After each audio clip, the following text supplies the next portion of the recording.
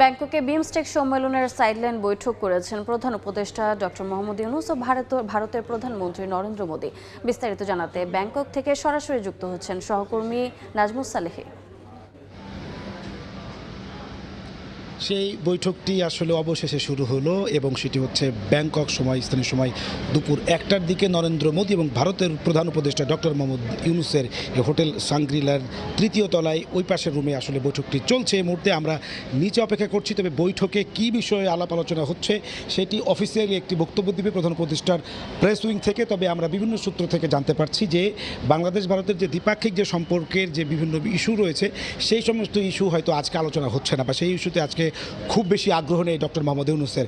বিশেষ করে চলমান যেই সাম্প্রতিক টানাপোড়েন যে চলছে ভারত বাংলাদেশের সঙ্গে, যে কয়েকটি বিষয়ে সেই ইস্যুগুলো যাতে কীভাবে সমাধান করা যায় এবং এই যে সম্পর্কের যে দূরত্ব সেটিকে আসলে কীভাবে কমানো যায়, মূলত